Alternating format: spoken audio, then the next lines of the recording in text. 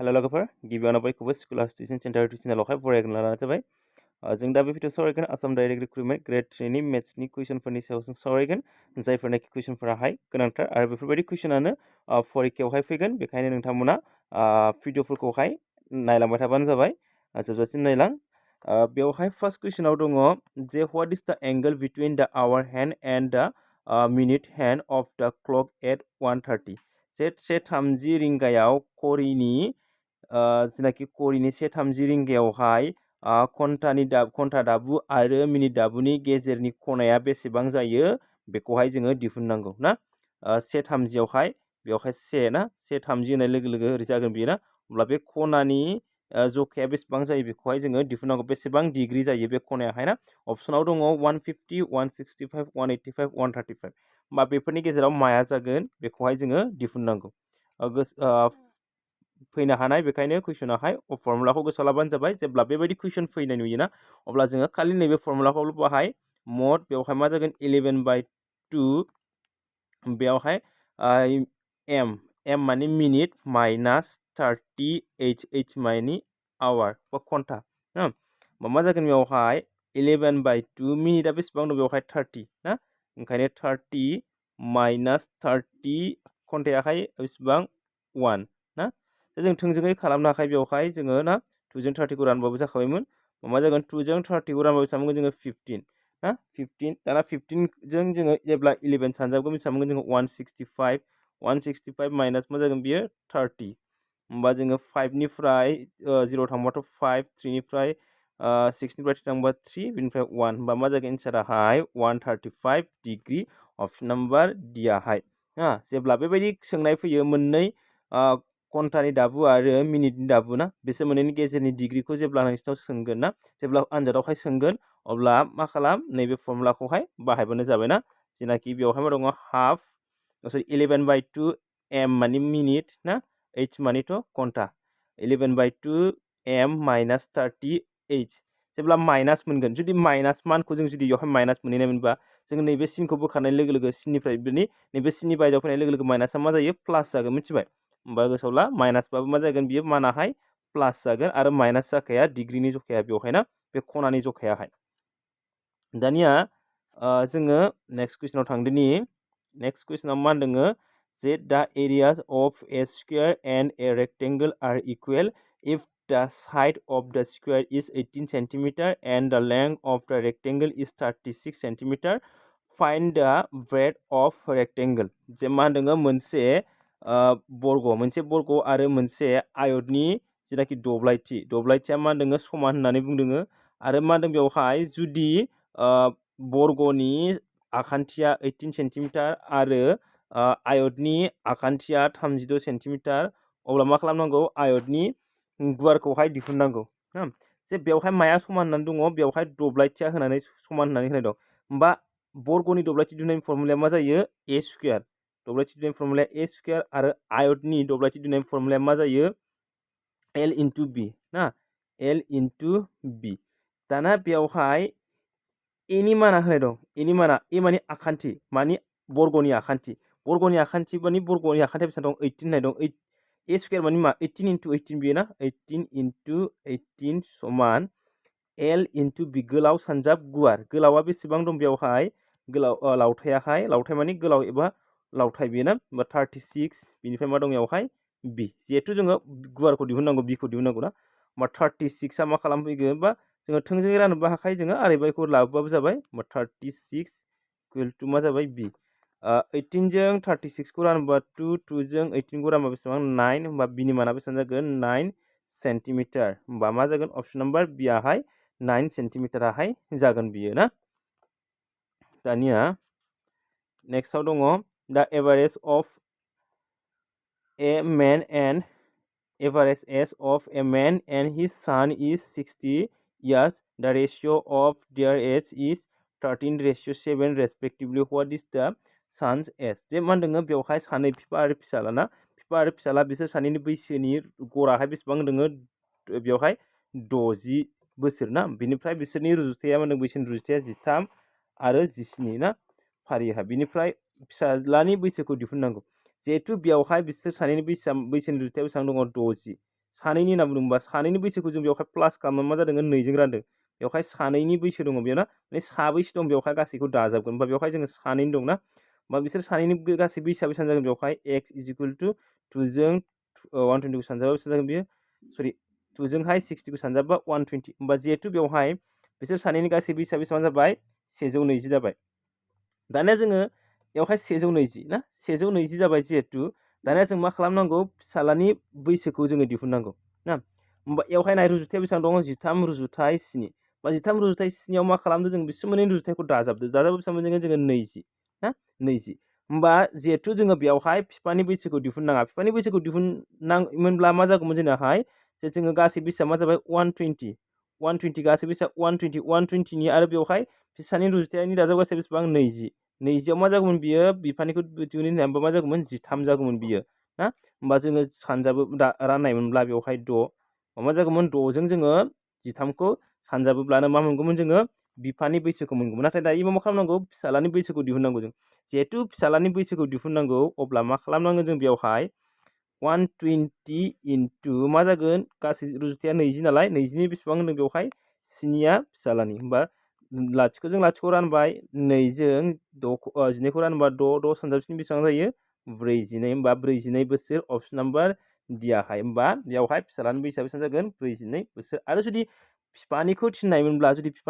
नैबे 7 नि जायगायाव माखौ होनांगौमोन जोङो 7 नि जायगायावहाय जोङो होनांगौमोन बेवहाय 13 खौ होनांगौमोन ना होमबा जोङो 6 सानजाब मा जागौमोन बियो 13 जागौमोन बियो ना होमबा दानिया नेक्स्ट कुइसनाव मा दङ मोनसे आयतनि लावथाया अरथायनि फानथाम जे आयतनि लावथाय ना बियो अरथायनि मा होनदों फानथाम अरथायनि फानथाम होननाय लोगो लोगो जिहेतु जों हमबाय सापज जेहावहाय ना अरथायखौ जों माजों दिन्थियो जोङो बि आरो लावथायखौ माजों दिन्थिगोन जोङो एल जों ना जे एलाहाय मा होनदों लावथाय माने लावथायाहाय ना लावथाया नैबेनि फानथाम होनना बुंदोंबा मा जागोन 3b जागोन बेयो ना 3b जागोन जुदि आयतनि सोरगिदिं सिमाया 120 सेन्टिमिटार आयतनि अरथाया बेसेबां जे सोरगिदिं सिमाया ना आयतनि सोरगिदिं सिमाया बेसेबां होनदों 120 अब्ला आयतनि अरथायखौ दिहुननांगौ जोङो माखौ दिहुननांगौ बिखौहाय जोङो दिहुननांगौ जोंना बिखौ जोङो बेवहाय दिहुननांगौ जे अरथायनि फानथाम होनदों अरथायखौ जों बेवहाय x लागोन जोंना अरथायखौ x लाबाय जेनेबा सापज बा बियानो होमबा बेवहाय l नि माना मा जागोन 3x जागोन बियो ना l नि मानाहाय आरो बियाहाय x जागोन बेबायदिबो लानो हायो आरो नङाबा जोङो बेबायदि लायालासिनो थोंजोङै जिहेतु बिखौ बिएल लाबाय आरो एलआ मा जागोन 3b जागोन बियो ना बेयावहाय मा जाबाय l आरो b एलआ जाहैबाय गोलाव आरो बिया जाहैबाय अरथाय बिनिनो मा होनदों बेवहाय l नि माना मा होनदों 3b जागोन बियो ना माने फानथाम होनदोंमोन नालाय अरथायनि फानथाम बेनिखायनो 3b जागोन होमबा बेवहाय मा होनाय दङ सोरगिदिं सिमाया होनाय दं सोरगिदिं सिमानि फर्मुलाया 2l + b जायो बियो ना होमबा 2l + b नि समान बेसेबां जागोन 120 सोरगिदिं सिमा ना दानियावहाय नाय 2 जिहेतु l नि माना बेसेबां होनदों बेवहाय 3b l नि माना 3b बेवहाय l नि जायगायाव मा फज'गोन जोङो 3b फज'गोन होमबा आरो बेवहाय b दङ होमबा ये 3b + b बेसेबां जागोन बियो 4b जागोन बियो ना 4b 120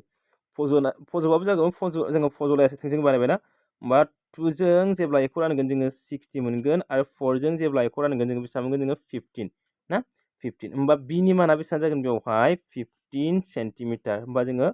अरथायाहाय बियाहाय बेसेबां जाखो 15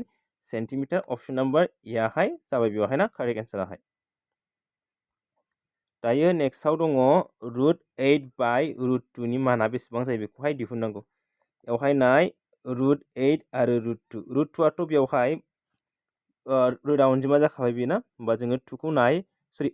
√2आहायथ' रोदा अनजिमा जाखाबाय बेवहाय रोदाखा रियाहाय ना दायो नै 8 खौ जोङो 8 खौहाय जोङो बोखावनानै नायदो बेवहाय 4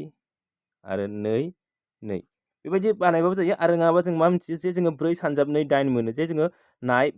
8 नि गाहायाव थानाय जोङो बेवहाय बर्ग अनजिमाखौ नायनांगोन बर्ग अनजिमाजों जोङो सानजाबनानै गुबुन मोनसे अनजिमाजों सानजाबनानै मोनगोन ना मोना बेखौहाय नायनांगोन जोङो ना बेवहाय जोंबा नैदिबो जोङो सिफायबाबो जाबाय सिफायबायावहाय 2 आ मोनथाम मानिबा मोननै जायोब्ला मा जायो 22 आव मोनसे फैगोन बेना मा जागोन बेखौ जोङो मा लिरनो हायो बेवहाय होमबा जोङो बिनि जायगायावहाय ना बिनि जायगायाव मा लिरनो हासिगोन जोङो दायो बेयावहाय जिहेतु √8/√2 ना बेखौहाय जों मा लिरनो हागोन जोङो 2√2 माने जिहेतु बे मोननैया मा जाफैगोन बायजोआवहाय मोनसे जाफैगोन बेनिफ्राय मा जाबाय √2 बा √2 जों √2 मा जागोन केन्सेल जागोन अब्ला मा थागोन फिननायाहाय बेवहाय 2 होमबा माया जागोन अपसन नाम्बार एयाहाय फिननायाहाय बेनि कारेक्ट एन्साराहाय जागोन बियो ना जे बायजोआव फैनाय लोगो लोगो बियोहाय मा सिङाव थांफिनोबा बियो 4 जाहैगोन ना 4 जों 9 सानजाबा 8 जागोन बियो ना दानिया नेक्स्टआव दङ बेयाव दङ 7/8 माइनास 8/11 बिनि माना बेसेबां जेवहाय नै 11 आ मा बेवहाय ना रोदा अनजिमा जाखाबाय बेना रोदा अनजिमा 8 जों मोनखाया बे होमबा जेब्ला जोङो रोदा अनजिमा ना बेबायदि मोनो अब्ला बिसोरनि जुवासेया मा जागोन बिसोर मोननैनि सानजाबगासेया जागोन होमबा 8 जों 10 सानजाबा मा जागोन 88 जागोन दानिया मा जागोन जिहेतु 88 इयो 11 आरो इयो 8 ना होमबा थोंजोङै सानजाबानो जाबाय 7 जों 11 जों 77 माइनास 8 जों 8 सानजाबदो 64 बा जेब्ला जोङो दानख'गोन 7 निफ्राय 3 थांबाय बा 3 नुनाय लोगो लोगो जों नुखाबाय बेयावहाय अपसन नाम्बार बि आहाय जागोन मानो होनबा जेरावबो अपसनावहाय जेरावबो 3 गैया बेयो ना फंसेयावहाय जेरावबो 3 गैया होमबा जों थोंजोङै बेखौ होबानो जाबाय ना 88 11/88 अपसन नाम्बार बि आहाय नेक्स्ट द perimeter of a square and rectangle is same मा होनदोङो जे मोनसे आयत आरो मोनसे बर्ग आरो आयतनि सोरगिदिं सिमाया समान होनना बुंदों दा side of square is 30 metre आरो बर्गनि जेनाखि आखान्थि बर्गनि आखान्थिया बेसेबां होनना बुंदों 30 metre if the length of rectangle is double that of its breadth then find the area of the rectangle जे मा होनदों जुदि आयतनि आखान्थियाहाय बिनि जेनाखि अरथाय बिनि आयतनि जेनाखि लावथाय ना आयतनि जेनाखि लावथाय बियो बेनि अरथायनि फाननै जायो अब्ला मा खालामनांगौ आयतनि जोङो दब्लायथिखौहाय दिहुननांगौ जे सोरगिदिं सिमा होनाय लोगो लोगो बेयावहाय बर्गनि सोरगिदिं सिमाया मा जायो बर्गनि सोरगिदिं सिमायाहाय 4a आरो आयतनिखौथ' जोङो दानि बानायखांबाय 2l प्लास b ना 2l प्लास b दानिया बेयावहाय आयतनि बर्गनि जेनाखि आखान्थि बे बेसेबां दङ 30 बेयावहाय बर्गनि आखान्थिया a ना a आहाय जोङो a लादोङो बेयावहाय मा फज'दो जोङो 30 फज'दो दानियावहाय मा जागोन बेयावहाय 2 जों 2 जानखादो जोङो 2 जों जोङो 4 खौ रानबा 2 मोनखाबाय जोंना होमबा 2 into मा जागोन बेयावहाय 30 एनि माना 30 जिहेतु जोङो बेयावहाय ए खौ जोङो मा मोनदों नैयावहाय होनाय दंखायो 30 होनाय दं बेना एनि मानाहाय 30 होनाय दं दानिया इयावहाय नाय नैबे कुइसनावहाय बेयाव मा होनना बुंदोङो जे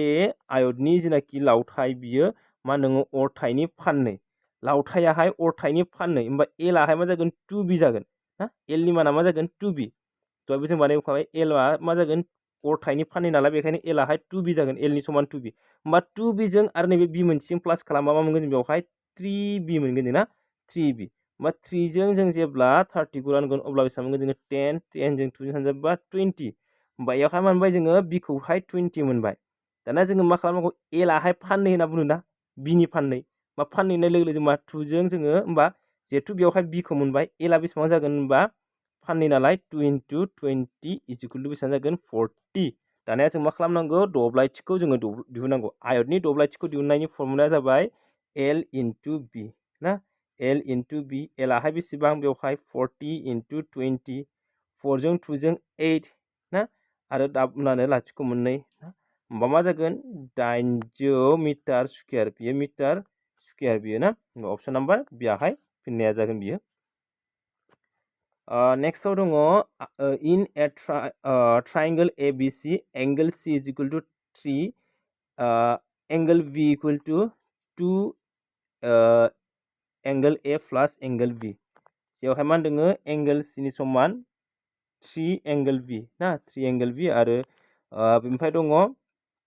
एंगल B नि समान होनोबाव आरोबाव 2 angle A plus angle B अब्ला मा खालामनांगौ मोनथामबो आखान्थिनि मोनथामबो खनाखौ जोङो दिहुननांगौ जे बिसोरनि मोनफ्रोमबो खनाया मा जागोन होमबा जोंनियावहाय जिहेतु बेवहाय ना बेवहाय जों जिनाखि नुबाय एंगल C नि समान मा होनना बुंदोङो 3 एंगल B ना आरो 3 एंगल B नि समान मा होनना बुंदोङो 2 angle A plus angle B ना दाना जेब्ला जोङो बेयावहायथ' जों बे एंगल Cआनो थाबाय ना होमबा बेखौ जेब्ला जों सिफायगोन 3 angle B equal to 2 angle B plus 2 सरि नैबे बि नङा ना ए 2 माने 2 आहाय जोङो इसोर मोननैनि सानजाबसिगोन बेना होमबा एंगल ए आरो एंगल बि दाना जेब्ला जोङो नैबेखौहाय आगदाथिं लाबोगोन मा जाफैगोन बे माइनास सरि आगदा माने गुबुन फारसेखै आगसिथिं लाबोबाय जों ना एखौ आगसिथिं लाबोबाय जोङो अब्ला मा जागोन माइनास माइनासा फैनाय लोगो लोगो बियो मा जागोन 3lb माइनास 2lb जागोन बियो ना एल नङा बियो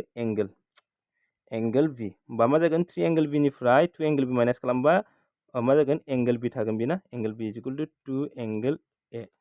दानिया एंगल ए थाबाय बेयाव ना होमबा एंगल ए नि समाव मा जागोन angle B by 2 is equal to angle A जागोन बियो होमबा बेखौ मोनबाय जोङो ना एंगल ए नि समान नैबे जाहैबाय ना दानिया जोङो जिहेथु खनाफोरनि जखाखौसो जोङो दिहुननांगौ बे खनाफोरनि जखाखौ जोङो दिहुननांगौ होमबा जों मा मोनो बेयावहाय एंगल सि नि समान 3 एंगल बि आरो बेयावहाय एंगल ए नि समाव मा मोनबाय जोङो एंगल बि बाय 2 मोनबाय जोंना एंगल बि बाय 2 अब्ला जों दानिया जों मा मिथिगौ आखान थिथाम ना आखान थिथामनि इसिं खनाफोरनि दाजाबगासेया मा जायो 180 होमबा angle A plus angle B plus angle C is equal to मा जागोन 180 डिग्री दाना एंगल बि आहाय सरि एंगल ए आ बेसेबां एंगल बि बाय 2 ना प्लास बि नियाथ' बि खौनो लाबाय जोङो ओमफ्राय सि आ बेसेबां 3 एंगल बि इक्वल टु 180 दाना यावहाय मा खालामदो गासिबजोंबो जिहेतु नैयावहाय नैखौ बोखारनांगौ बा नैजों जोङो गासिखौ सानजाबजों होमबा मा जागोन बेवहाय जे जोङो मा मोनगोन बेखौ जुदि बानायोब्ला 2 एंगल बि प्लास 2 एंगल बि प्लास 6 एंगल बि मानो 2 जों जिहेतु एलसिएम आहाय 2 जागोन बेना होमबा 2 जों एंगल बि खौ सानजाबा 2 एंगल बि 2 जों 3 एंगल बि खौ सानजाबा 6 angle B is equal to 2 जोंहाय 180 खौ सानजाबा 360 ना 360 जाबाय दानिया जेब्ला जोङो बेखौ दानिया बानायगोन ना जेब्ला जोङो बानायगोन अब्ला यावहाय मा मोनगोन जोङो 6 to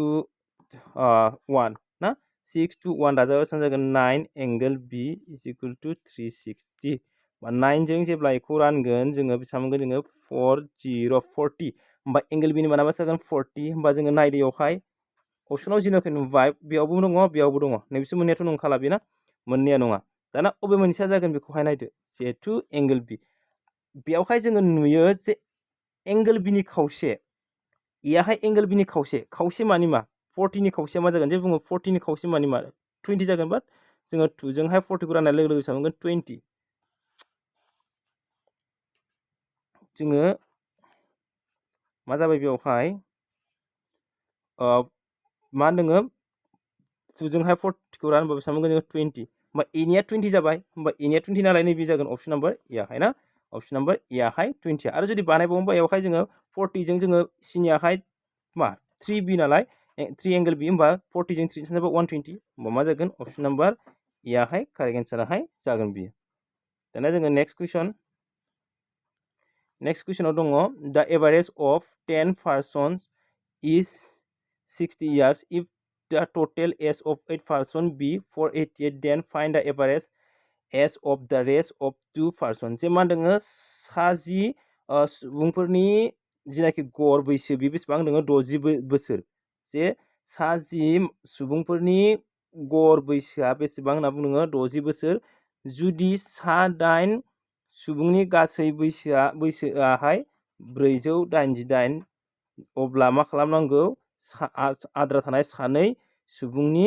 बैसोनि गड़खौहाय दिहुननांगौ होमबा जों मोनथियो जे बेयावहाय साबैसे नोङो 60 आरो बेयावहाय बिसोरनि गड़ा बेसेबां 60 होमबा गासै बैसोआ बेसेबां जागोन जे साबैसे आरो बिनि गड़ बेजोंहाय मा खालामनांगोन जों सानजाबनांगोन होमबा मा जागोन बियो 60 into 10 600 जागोन होमबा 60 नियाहाय गासै बैसोआ बेसेबां 60 नि बैसोआ जिहेतु 600 जाबाय आरो 8 नि बैसोआ बेसेबां 488 होमबा जोङो गासैनिफ्राय जोङो 8 नि बैसोखौ मा खालामनांगोन जोङो दानख'नांगोन अब्लानोथ' आद्रा थानाय बैसोखौ मोनगोन जोङो होमबा 10 निफ्राय 8 थांबा 2 9 निफ्राय 1 आरो बेयावहाय 1 होमबा आद्रा थानाय 2नि बैसोआ बेसेबां 112 नाथाय बिसोरनि गड़खौ सोंदों नालाय जों मा खालामनांगोन 2 होनदों नालाय 2 जोंहाय जोङो राननांगोन जों ना बेसेबां जागोन बियो 56 अपसन नाम्बार सि आहाय जागोन बियो 56 आहाय नेक्स्ट बेयावहाय होनदों what is the area of a triangle whose sides are 9 cm 12 cm and 15 cm जे बेवहाय मोनथाम आखान्थिफोर होनाय दङ ना मोनथाम आखान्थिफोरनि जखाया होनाय दं बेयावहाय बे मोनथाम आखान्थिफोरनि जों मा खालामनांगौ आखान्थिफोर थानाय जखानि जोङो दब्लायथि आखान्थिथामनि दब्लायथि दिहुननांगौ होमबा बेवहाय जों हमबाय साप'ज बे मोनसे आखान्थिथाम ना बेवहाय 9 12 15 बेबायदि हमबाय जों ना जे बेखौ जोङो बेबायदि बानायलायनाङा फरिखायावहाय ना जे आङो बेवहाय जास्ट हमना लादों जे जोङो मा खालाम बेवहाय थोंजोङै एसे मोनथामखौ दाजाबनानै बिनि खावसे लाजों ना दाजाबा बेसेबां मोनगोन जों बेवहाय 9 आरो 12 जों 9 जों 21 जों 15 जों 36 ना 36 को जोङो 2 जों रानबा बेसेबां मोनगोन जोङो 18 मोनगोन माने खावसे सेमि पेरामिटार माने जोङो सोरगिदिं सिमानि खावसे लानो नांगोन जों ना खावसे लानो नांगोन जोङो होमबा मा जागोन ये जिहेतु खावसे जाबाय होमबा जोंना फर्मुलाया मा जायो जोङो हिरननि मावसुलु होनना मोनथियो जायखौ जोङो s minus a s minus b आरो मा जायो s माइनास c जायो बेवहाय s आ माया जायो नैबे सोरगिदिं सिमानि खावसे जायखौ जोङो 18 मोनदों बे s नि मान बा a b आहाय नैबे आखान्थिफोरनि जखा होमबा बेवहाय मा जागोन s आ बेसेबां s थागोन बेवहाय ना नोंसोर फर्मुलाखौ लिराबाबो जागोन गोसोआव लाबानो जाबाय बेवहाय मा थागोन 18 into 18 निफ्राय जों मा खालामनांगोन बेवहाय 9 माइनास खालामनांगोन होमबा मा मोनगोन जोङो 9 आरो 18 निफ्राय जोङो 12 माइनास खालामगोन बेसेबां मोनगोन जोङो 6 आरो 18 निफ्राय बेसेबां माइनास खालामगोन जोङो 15 बेसेबां मोनगोन जोङो 3 दानिया बेवहाय जेब्ला जोङो 9 नि बर्ग रोदाया मा जायो 9 नि बर्ग रोदाया 3 जायो होमबा 3 आ बायजोआव फैगोन आरो 6 जों 3 सानजाब बेसेबां जायो 6 सानजाब 3 बेसेबां जागोन 6 सानजाब 3 18 जिहेतु 18 आ बेवहाय मोननै जाबाय जरा जाबाय ना 18 आ जिहेतु बेवहाय जरा जाबाय अब्ला मा जागोन रुटनि सिंनिफ्राय बायजोआव फैगोन अब्ला बेसेबां मोनगोन बियो 18 जागोन बियो होमबा बेसेबां जागोन 3 जों आरो 18 जों सानजाबोबा 54 जागोन बियो ना 54